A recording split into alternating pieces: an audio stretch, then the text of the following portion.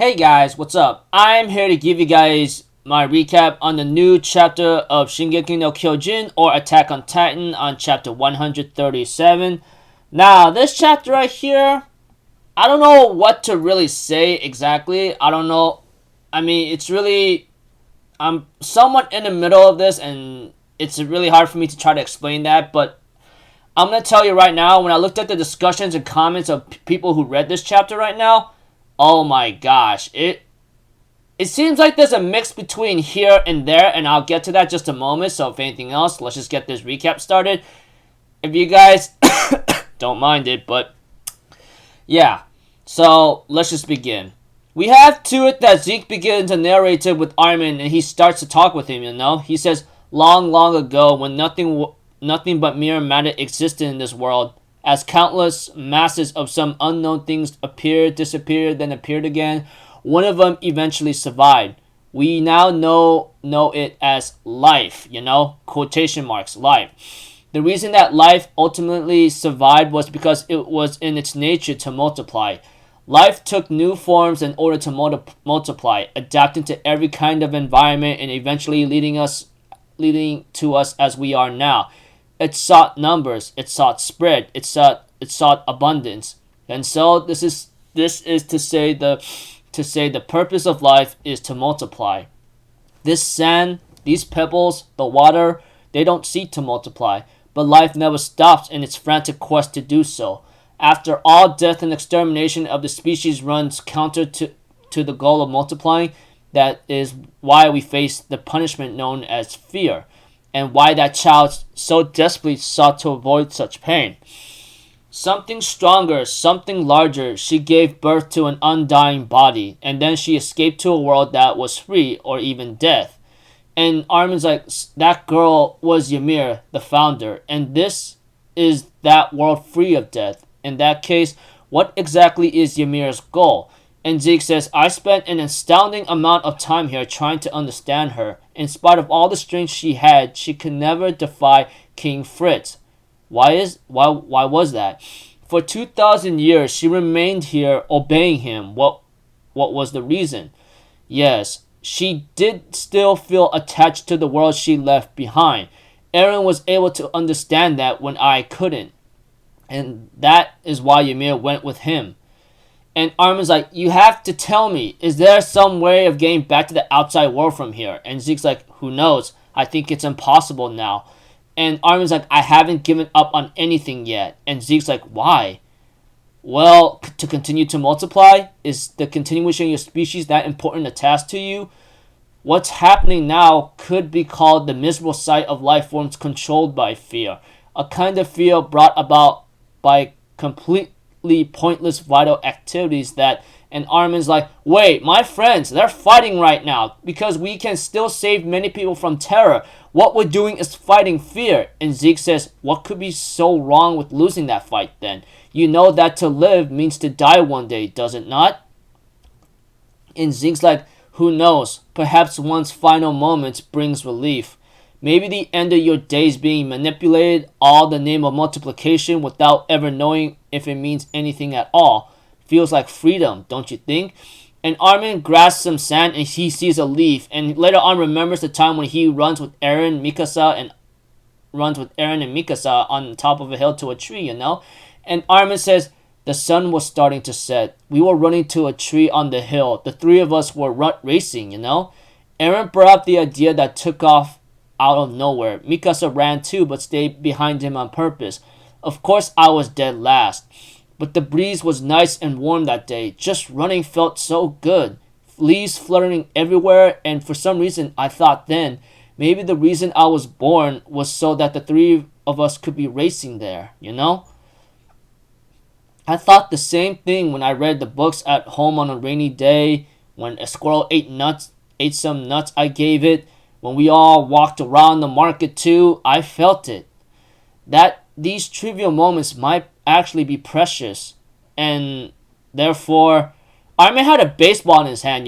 At first it started off with the leaf that he picked up, and then all of a sudden he has a baseball in his hand, and then he has a leaf in his hand again, and Zeke's like, "What's that?" And then Armin's like, "This it was buried in the sand. I just found it. And Zeke's like, why is that there, you know? And Armin's like, who knows? But to my eyes, even if there's no need for something like this in order to multiply, it's still something incredibly precious, you know? Very valuable. And Zeke remembers the time when he plays baseball with Xavier, you know? Just throwing the baseball, catching it, throwing it again. It was just a simple repetition.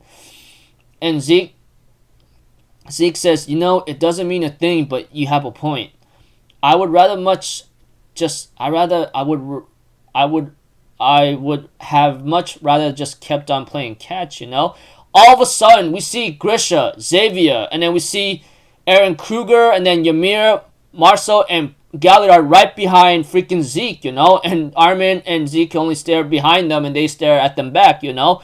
And we see to it that we go back to the other world, you know, where like things are starting to like go a little crazy right now. We have to it, Jean ends up saving Piek from being devoured, you know, and we have to it that like Jean realizes that Piek is at its limit and that we had to retreat where Reiner is, but Reiner gets pinned down by a bunch of attacks from the Warhammer Titans, and then like one of them is about to slice him off, you know. And we see to it that Jean and the other is surrounded by other Titans, is about to be killed, you know. And then we see to it that Annie gets tackled by an armored Titan right then and there, and gets pumped and gets trapped down while Mikasa screams out for Annie's name. And we see to it that before Annie was about to be devoured or killed in her Titan form, we have to it that we see a hand of Bertolt's Titan move and swap them away like flies, you know. And then later on, we see to it that Piek sees the Titan forms of Porco and Marcel. And then Galliard was there, and then we see Ymir's Jaw Titan form there. And then like they wonder, hey, did they just save us? And Mikasa says like, who knows? But this is our opportunity. And we see to it that that the Pig Titan was trying to run away, but gets shot by Gabby in the eye. And we see to it that Mikasa takes advantage of this thanks to Gabby's like shooting skills. And Mikasa cuts open the Pig Titan's mouth and says, "Give Armin back, you beast!" And then Armin finally got spitting out. But we see to it that the Beast Titan tries to get Armin once more by entrapping him with his tongue by piercing his leg. And then Armin uses a Thunder Spear to like him destroy it, you know. But you know. And we see to it that it's trying to, due to the fact that it was destroyed by a Thunder Spear, it was about to fall down with Armin, etc. But we see to it that Connie shows up and cuts the tongue off of Armin's leg, and then that was attached to his leg. And then we see to it Annie catches Armin after Connie tells Annie to catch him, you know. And we see to it that Armin says, "Sorry everyone, but we're okay now." And we see to it that like that Annie was told by Connie, "Annie, behind you." And we see to it, we see Aaron Kruger's attack Titan, and then Grisha's attack Titan, and then some other goat-like Titan attacking the other Titans that's like surrounding Annie right now, you know. But we have to it that Berto's Titan and everyone else is taking advantage of that, and we see to it that Gabby's like, "Hey, the Titans are helping us," and Levi's like, "Yeah, it seems that way." Then Levi gets a call by, hey, over here. And then Levi's like, "No way. How the hell are you there, Zeke?" And Zeke's like, "You wanted to meet me, didn't you, Levi? Can't say I wanted to do the same." And freaking Zeke, somehow his body is able to like, somehow his body, I don't know how to explain it, but his body was there, just his upper body was there, you know? And we have to it that Connie's like, "Hey, what the hell is going on here, dude?" And then Armin's like, "It's all thanks to Mr. Zeke." And then Mikasa's like, "What are you talking about, Zeke, you know?" And we see to it that Armin tells Mikasa he woke up everyone who was asleep in the world of the path, where neither life nor death exists, you know? Every Eldian is connected to one another by the path, I think. It's because the founder Ymir wants to be connected because she wants something from us, you know? And we see Berto standing behind Armin, and Armin faces Berto, while Zeke talks to Mr. Xavier and says, "Our dream was never realized, you know? I still don't think the euthanization plan was mistaken, but if it meant getting to play catch with you again, I guess I wouldn't mind being born once more after all, you know?" And Zeke therefore says, so I suppose I'll thank you too, Dad, And Armin therefore tells Bertolt, I took everything from you. Your life, your power, even your precious memories. That's why I know we can't stay here. And they end up asking Bertolt and everyone else to lend us your strength. And Zeke looks at the sky and says, what a beautiful day it is. If only I'd realized that earlier.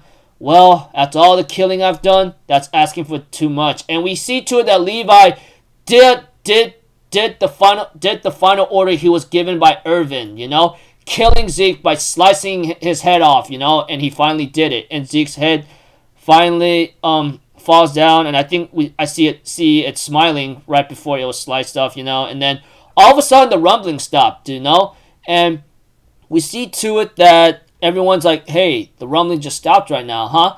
And we see that a bunch of Warhammer Titans are shooting their arrows at Reiner and the others, while Jean was told by Reiner, go, Jean, blow up that nape. And therefore Jean gets the detonator and screams and stares at Aaron's head and screams at him, calling him, you stupid little suicidal blockhead. And he detonates the dynamite, and Aaron's head falls off. But we see the same centipede that we saw many chapters ago going after Aaron, try to reunite with it, But we see to it that, Reiner takes advantage of this and stops it, slamming it down, trying to hold it down once and for all. And we see to it that Connie gets Piek and John out of there, and Connie's like, we need to get the hell out of there, while they're flying on Falco's Titan form. It says, Armin's gonna blow those bones to hell to pieces. And John's like, what about Reiner? But Piek's like, don't worry about him. The Armor Titan should be able to withstand the Colossal Titan's explosion. And most of all, Reiner's prepared for the consequences. To let this opportunity get away would be to let that go to waste. And Reiner's giving all he can to hold it back, And as for Armin, he gives his thanks to the Titan forms that were there, from Ymir, Porco, Marcial, and then the attack Titans are Aaron Kruger, Grisha Jaeger, and whoever that other Titan is, and says thank you all. Without all your strength, we couldn't have been able to stop the rumbling. And therefore, Armin gives his goodbye to Aaron and finally blows up right underneath where the spine is, and yeah, kaboom, blow everything to hell, while Mikasa just looks on while everybody looks on who survived, etc. So yeah,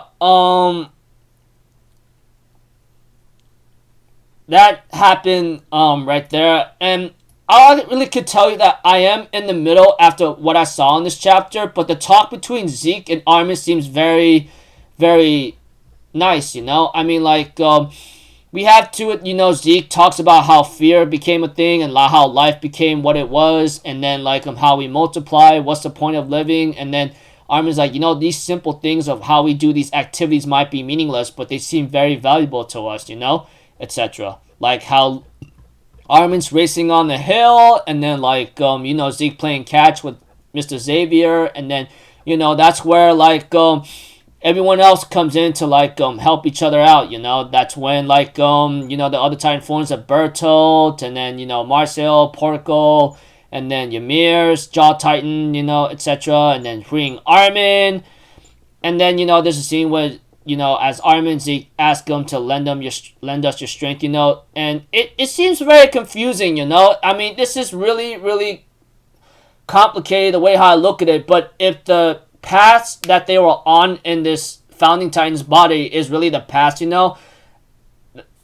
don't know. All I know is somehow every Eldian is connected to the past that's free from death whatsoever. It seems very confusing, trust me. I mean, I've been trying to understand this chapter where people are talking about it, and when it came to Zeke's head being cut off, it's kind of strange because, that's when the rumbling stopped right there. The Colossal Titans just stopped right there after Zeke's head was cut off by Levi, and Levi succeeded in that moment to, get rid of that stinking,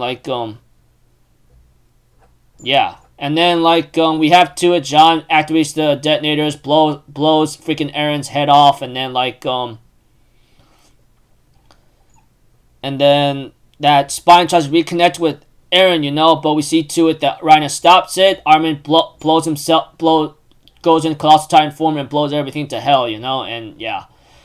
Now, I will say that when I saw the discussions and comments for this chapter, you know, after I read it, dude, it was a major big split. Many people are really hating it, and many people are liking it because of the way how it went, and I think it might make sense.